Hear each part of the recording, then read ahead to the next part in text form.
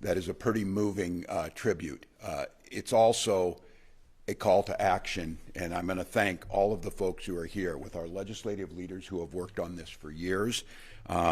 We have groups here that are supporting us. I'd like to call out Violence Free Minnesota, Moms Demand Action, Protect Minnesota, Students Demand Action, Annunciation Light Coalition, Giffords, and so many others.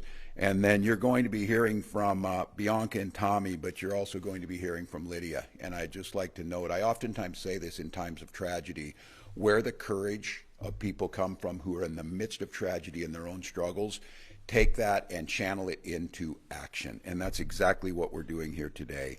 We gavelled in the House last week in a pretty solemn ceremony, because it's the first time since the loss and the murder of Speaker Hortman, Mark, the murder or the attempted murder of Senator Hoffman and his wife Yvette. This comes on the heels of the horrific action that took Fletcher and Harper's life, injured 30 others, including Lydia, in a shooting. Minnesotans have been demanding since that day and long before that we not let this issue go away, that in this moment, we've seen this so many times in America, oh, there's nothing we can do, isn't that tragic? We have another shooting, Uvalde, Parkland, and the names go on.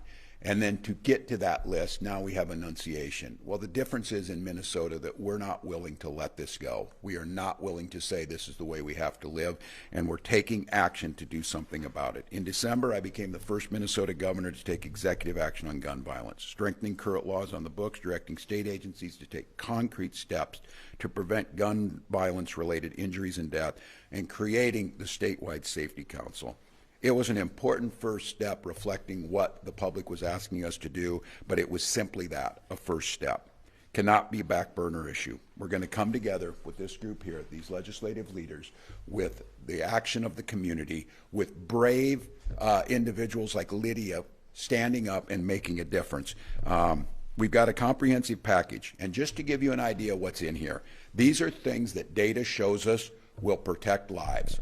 Will stop some of these things from happening, and will strengthen what we already have. We're under no illusion that we could stop every single one, but the idea of throwing up your hands and saying, what can we do, when America is the place that this happens most often, it happens day after day after day. There have already been dozens and dozens of mass shootings across this country since the first of the year.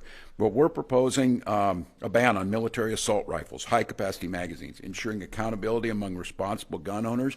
These should be easy lifts, safe storage, reporting your weapons when they're lost or stolen, closing the ghost gun loophole, implements a firearm insurance requirement, establishes a firearm and ammunition tax, and creates and expands early intervention resources, including school resources, working to go back upstream to prevent anything that happened in Annunciation to ever happen again. These are common sense measures. We've made significant progress. We know the data shows our red flag laws are saving lives. We know that these are concrete proposals that make a difference. We've proven to the rest of the world that Minnesota is built differently. And I want to make this case that this legislative session, this is an opportunity to make Minnesota the safest state around gun violence while doing nothing to impinge on your Second Amendment rights. So I would encourage the legislators who have this. I'll take them pheasant hunting next year and show them that they can do this, but we can also show them the data and work together. This is a time for bipartisan action around an issue that tore at the heart and continues to, and we owe it to the Annunciation families not to have that just be another statistic in the book. In Minnesota, that was the final straw. That was it. I pushed and pushed and pushed, and we couldn't even get legislators to have a hearing. Well, those days are over. Some of these folks in here are going to be testifying today, and they're going to continue to testify. And the legislators that are here, you're going to get sick and tired of hearing me talk about something needs to be done on this. We can multitask. We'll tackle fraud. We'll deal with what happened to us from the federal government, but simultaneously we're going to take care of our own, especially our children. And with that, it's a pleasure to me and an honor to be up here, share this podium with Lydia. So I'll turn it to Lydia. My name is Lydia Kaiser. I'm in 8th grade at Annunciation Catholic School. On August 27th, I was in church, attending the first school mass of the year, when a gunman fired 116 rounds of bullets through the stained glass windows. 2 students were shot and killed. 2 students survived gunshot injuries to the head. I'm one of them. Many more students were injured by bullets and flying glass. We all hid under the pews. The older students covered the younger students to protect them. I was taken to the hospital and rushed into surgery. The doctor moved a large piece, almost half of my skull, to let my brain swell and to remove bone and bullet fragments from my head. I had a second surgery 3 weeks later to put the piece of my skull back in my head. All children have the right to live, free from gun violence, in schools, churches, and in our communities. Elected officials have a duty to protect us from guns. No one should have to go through what we went through at Annunciation. Thank you.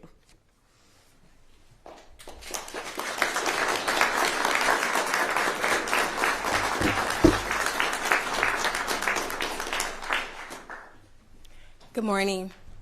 My name is Bianca Dawkins, and I'm here to turn my pain into purpose. I stand here before you today not only as a cousin and a sister, but as a constituent, a community member, and someone whose life was forever changed in April of 2022. In April of 2022, my cousin and my brother was murdered by gun violence. In an instant, our family's life split into two parts: life before and life after. The shock, the anger, the heartbreak, the unbearable realization that someone you love is gone because access to a weapon made a permanent decision in a temporary moment. For families like mine, gun violence is not a statistic. It's not a policy debate. It's not a headline that fades in 24 hours. It's an empty seat at a dinner table. It's a mother grieving. It's children growing up without someone they love. For a long time, I wrestled with the pain, and I still do. I wrestle with the why. I wrestle with the how. I wrestle with what truly justice looks like. But somewhere in that wrestling, I realized something. Pain can either silence you or it can mobilize you. Today, I chose to let it mobilize me. Turning pain into purpose means refusing to let grief be the end of my story. It means standing here and saying clearly, we can do better. Gun violence prevention is not about politics. It's about people. It's about responsible policies that keep weapons out of dangerous hands. It's about common sense laws that prioritize safety. It's about prevention, accountability, and protecting communities before tragedy strikes again. You have the authority to pass laws, but influence does not only belong to elected officials. You do not have to hold office to hold power. You do not need a title to use your voice. Every community member, every parent, every young person, every advocate has influence. Silence is a choice, and so is courage. We all have a role to play. In my cousin's life, it mattered. And if we truly believe that, then our actions, not just our words, must reflect it. We cannot undo April 2022, but we can decide what happens in April 2026. We can decide how many more families will stand in rooms like this sharing their loss. Turning pain into purpose is about intentionality.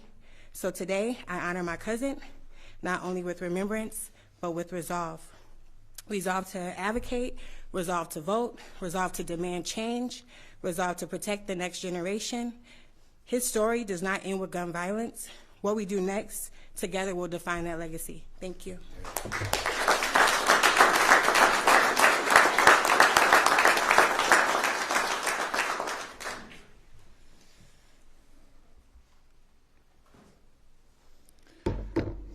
Hi, my name is Tommy McBrayer, and I was raised in South Minneapolis. I played college. I went to Roosevelt High School and went to college at Ely, Minnesota. Basketball has always been a huge part of my life. During my sophomore year in college, I received a phone call that I had a baby daughter on the way. And that led me to leave college, and my life took a turn. I couldn't see a path in front of me to find the income, so I ended up selling marijuana to pay my rent and to put food on the table. Just months later, I was tied up, shot, robbed, and left for dead in a duplex hallway at just 20 years old. I was shot in my left back, and the bullet came out by my heart. My lungs collapsed, and I was bleeding out my mouth. I truly thought I was going to die. But God had something more in store for me. I was given a second chance at life. I moved out of town for a year because PTSD is real, and I needed to change my environment, which is when I changed my career path to work with disabled people. I moved back and started my journey of community organizing. I hosted Thanksgiving family gatherings, bringing family and friends together for 10 years. In July 2019, I got into an argument with a family friend, and he pulled out a gun, and I got shot 2 times in my stomach with an FN caliber gun. I found myself running for my life and being chased down.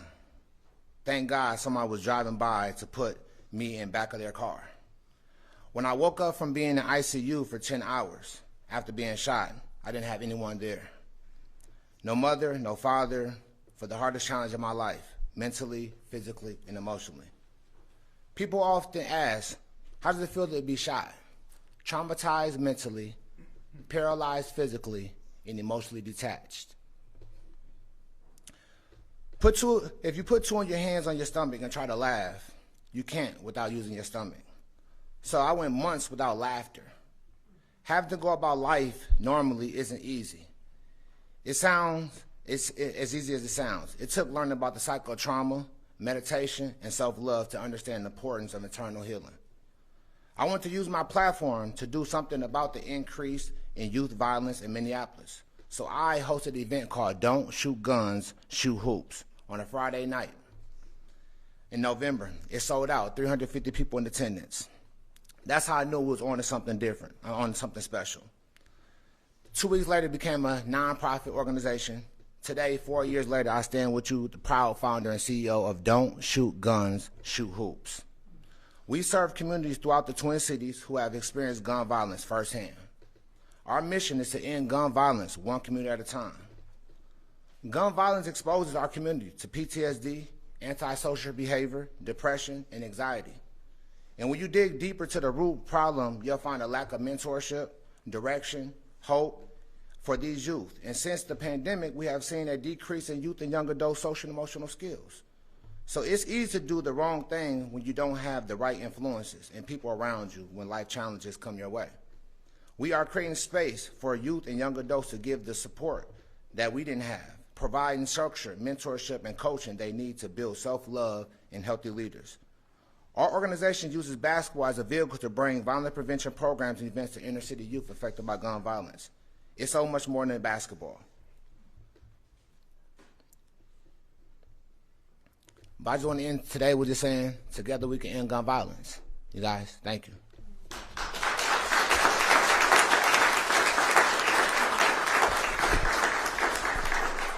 Well, thank you. And then not speaking here are the countless stories of children being shot by firearms that were not locked up, loaded in homes, and for all of those families who have suffered the trauma of suicide by firearms in their families, where getting access to the mental health treatment, in addition to making sure the firearms are taken out of the situation using the red flag laws. So I'm grateful to everyone who's here. I think as Minnesotans, the pain of each and every one of these stories can't numb us. And as elected officials, and I appreciate Bianca saying this, the power is coming from the people asking for change. The power is coming from the Annunciation families. The power is coming from law enforcement who knows where we need to make changes. All of those things together, the responsibility to make those changes falls on this legislature. And while we couldn't get a sense of urgency in the fall to get this done, we're here now. We're in this legislative session, and something needs to be done. And so I'm grateful to the folks here. I'm grateful for the leaders. They've worked on this for decades, and the time to make these common sense changes to make sure that these stories aren't replicated is now. With that, we'd be glad to answer some questions. Governor, how flexible are you? There are some things in here that I think Republicans might be interested in. Are you all or nothing? Will you? Sure. No, we want it. Look, I think this is a comprehensive package, but I'm open to hearing from folks. It's certainly a lot better than saying we don't want to do anything and stalling on that. So I would encourage that. And I think you heard the folks up here, and I have found this out. This issue transcends politics. I do not know the politics. Many of these families, that's not my business, and it's not what they're here for. They're here for something that should be bipartisan. So I think you're right, Mary. I think there's some of these things. I've never understood the storage issue. I've never understood the reporting on lost or stolen weapons. I do think there's agreement on the binary triggers, the ghost guns. I think Republicans have supported that and have voted for some of those things in the past. So I look forward to this. And look, there's a lot of great leadership up here, have their own ideas. I have to tell you, the insurance one, I've always felt very strongly that. Many of you have heard me say this, just the ridiculous nature of this. If you're a homeowner and if you have a dog or a trampoline, you pay more for your insurance because the risk is greater. The same thing is true of guns, but that has never been added. We need to take on the manufacturers who have attacked these things, not allowing us to go after them, immunity. And I'll have to tell you, here in Minnesota, we're going to continue to look after the data. They have spent years blocking any research into the epidemic of gun violence. Minnesota, we're going to stop that. And again, I'll come back to it. None of those things stops your Second Amendment lawful rights to own a firearm. None of them. Governor, just to be clear, you would be open to breaking up this package and passing pieces? Look, I'm not going to negotiate against myself to begin with, but what I'm telling Republicans is I am more than happy to hear their ideas. What I'm not going to hear is we can't do this. I don't want the bravado of I've stopped the hearings, I've stopped any talk about this from some of these legislators. They're going to have the hearings, they're going to get questions, they're going to try and come forward on that, but I'm open to it. If they've got some ideas, I'm ready to hear them. Governor, between your special session talks back in last fall and now, do you feel there's been any sort of movement in the discussions with the other side of the aisle to maybe get some of these things working, moving? Well, I can't speak for them on this. I do think what I find interesting was in Alec Preddy's murder, the sub-story on that one was being a lawful gun owner with concealed carry permit and watching some people diminish that who aren't willing to talk about any other type of gun issues. So I think maybe there's a little more nuance to this, that it's a little broader issue. We're not tackling anything on gun ownership, just like we're not on lawful gun ownership. We're not doing that part of it. Conceal and carry, that's your right, and I think those people are trained and should do it, and we've seen that. So my hope is that yes, there's a sense of urgency around this. I think if you took a look at these things, that package is probably about 70 to 80% approval rate amongst people, Democrats, Republicans, and independents. And I think the violence that we've seen since that time of enunciation hopefully moves people to do something. Senator Walz, or President, to talk a little bit about the path. The House is more complicated with the tide, things moving, but Senate path forward. Do you see votes on any or all of these coming up in the short term? Can this entire package pass your chamber at this point? Well, I'm Ron Latz, Senator from St. Louis Park. I chair the Senate Judiciary and Public Safety Committee. And I was the chief author of the red flag law and the background check bill, which we did pass.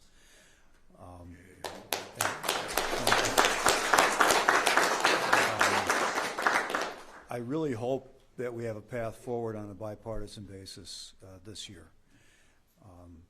As the governor said, this shouldn't be a partisan issue. This should be a safety issue. And in my experience, talking with gun owners who come to hearings planning to oppose things that we would do because they've listened to some of their advocacy groups that were giving them incomplete information. And I'd say, well, here's what the bill actually does. And some would call me on my home phone or at the office, and I'd return their calls. And I'd say, here's what it really does. And then they say, well, that kind of makes sense. I can understand that. And so I think legislators will also come to that conclusion. There are certainly some legislators in the Senate, Democrats and Republicans, who have some hesitation on some of these bills. And so we've got our work cut out for us. But there should be at least 34, I would hope, combined bipartisan in the Senate that are ready to pass these things. And one reason I have that hope is because there are Democrats and Republicans in purple districts that if they're listening to their constituents, and frankly, if they want to get reelected, they're going to vote with us on some of these things to pass the bills that their constituents, the residents that they represent, want to see passed into law. Senator Walz, do you anticipate is there any room for strengthening the red flag law? Obviously, we've seen some data to suggest that it's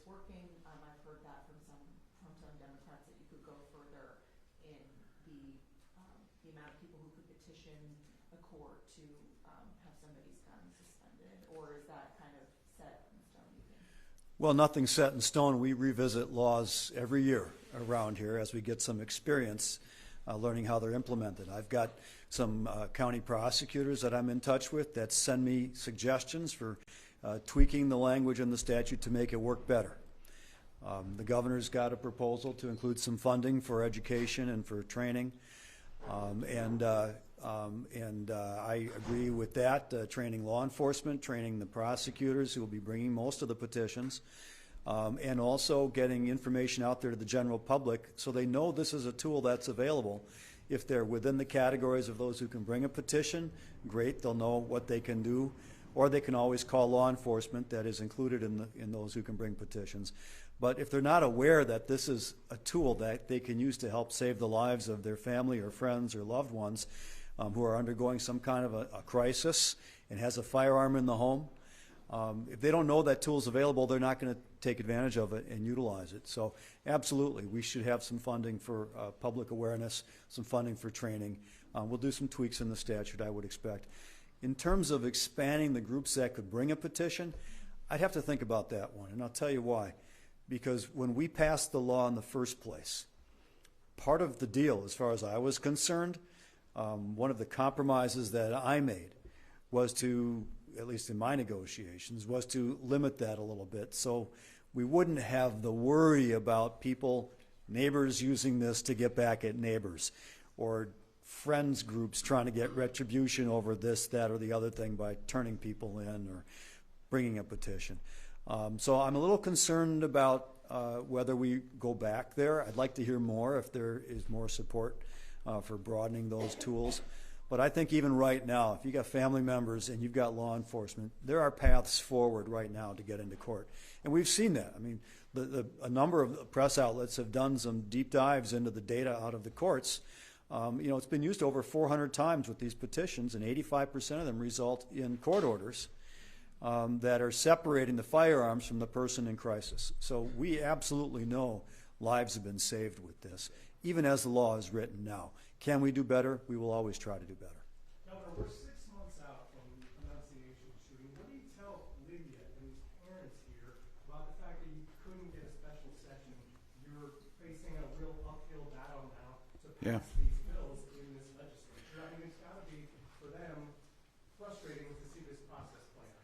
Yeah, we were just speaking before we came out here, and I said that one of the most powerful tools they have is they need to make people here feel uncomfortable, and that includes me, to be uncomfortable that something hasn't been done, to continue to keep up the pressure, because the standard thing is to just run out the clock and let this go away. And I made pledges to these people. I sat in their houses with them as there was an empty chair for their little ones, or hospitals as they were calling from.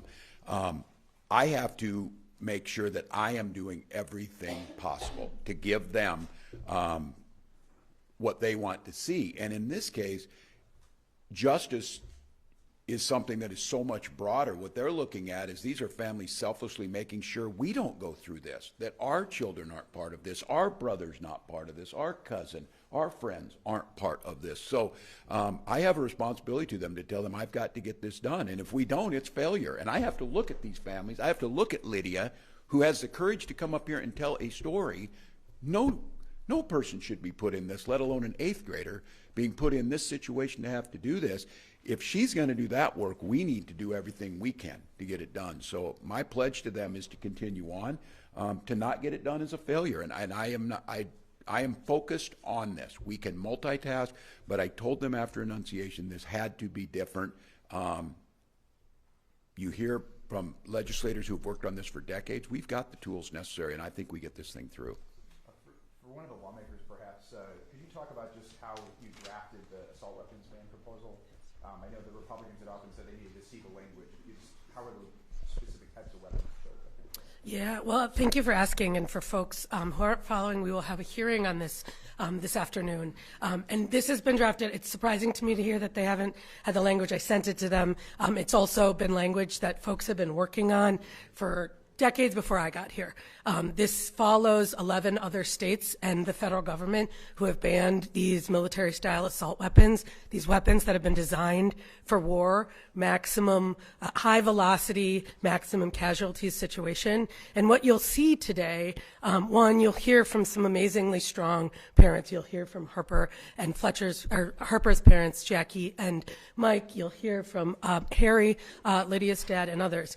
You will also hear from the gun industry and the gun lobby. And if you look at the testifiers list, it really is the people, Minnesotans, the 69% of Minnesotans who are standing with these survivors that we're hearing from and are demanding that we do this, have been demanding that we do this before August 27th and certainly afterwards.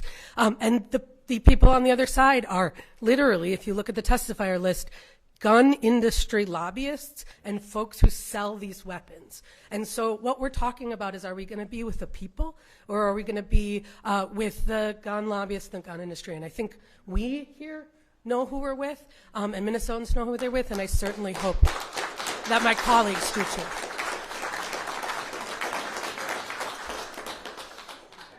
Governor, is the proposal you outlined here, does that mirror Representative Greenman's proposal, or is it a little different? Yeah, I think it's in. We work together with them. Yeah, I think so, and clarification. So you hear the energy here and the passion, and I do think that's an important point that the representative brought up, that you're going to hear the same old things. It's going to be this the mental health crisis, and are there really gun industry people here?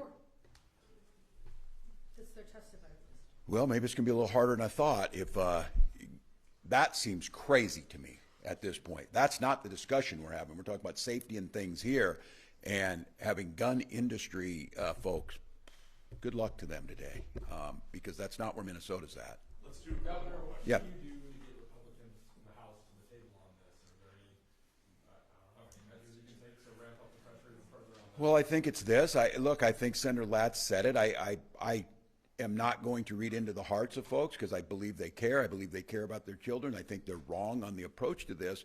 But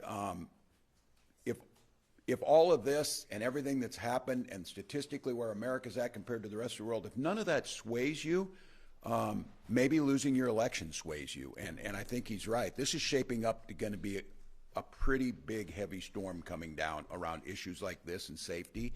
And I think now is the time for folks to get right with it. And I say that as someone who evolved on this issue and moved along as our country moved. So it can be done once you start to see it. And I bring it up, and First Lady and I talked about setting in my office with the Sandy Hook parents. And so we'll get it. Minnesotans are in the streets, and they are singing, "It's okay to change your mind." Yeah.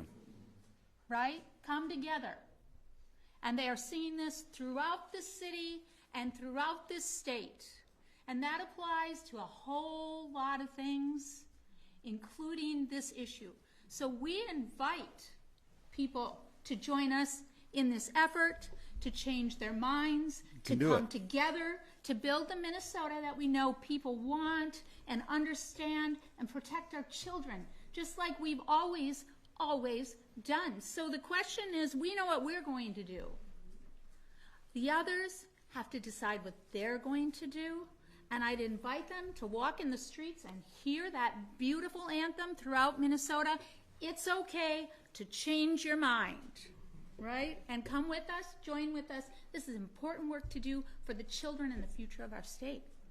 That's right. Have you had any discussions with any Republican legislators in the last couple months about changing their minds on gun issues? Not extensively. I brought it back up again, and it's pretty much been stonewalled on it that we needed to. I was adamant that we could come together during that special session. We might not have got this whole package done, but I think with the expertise that was here, we could have done something, and I was met with absolute no's. It's different now. It's different now in that all of the things that we need to get done all kind of move in conjunction. So you don't really have veto power now that the Republicans had over a special session. They're going to have to kind of address this. And I think, you know, the First Lady's right about this. And I say that on my own journey, that as things have changed, as these weapons have become more dangerous, as they become cheaper, as they've proliferated onto the streets, of all of the things that have happened, it's okay to say, you know what, this is not the 1970s. And I used to tell the story about taking my gun to high school, which I did, and you'd throw it in your locker and go after football practice. Well, that's not today's world by any stretch of the imagination, and to try and hang out and make an argument that you should have kids have their guns at school is ludicrous. So I'll appeal to them again. Things have changed. Annunciation was that tragic point that brought the state together around this issue, and so I am confident we can do it. We've got a lot of things to tackle, and we can get it. So thank you. Yeah, yeah. Let them go. School safety measures in this package, like school safety grants and mental health supports. Republicans have appeared amenable to that. If it was only that passed, is that enough for you? If there's nothing on guns? No, that's not enough, but I sure don't want to, again, I don't want to negotiate against myself. Emma, you want to? Yeah, I just want to mention that there has been a lot of outreach to the Republican colleagues, including the parents of Annunciation families. We have two, Mike and Jackie, who have been meeting with many of them. What we know is that this should be rooted in the communities, and so I've been reaching out to my GOP colleagues on my bill, but the conversations and the stories coming from their community and from survivors have been happening since for the last 6 months. That's great. This will pass when enough people say so. Great. Thanks, everybody. Thanks, folks, for here.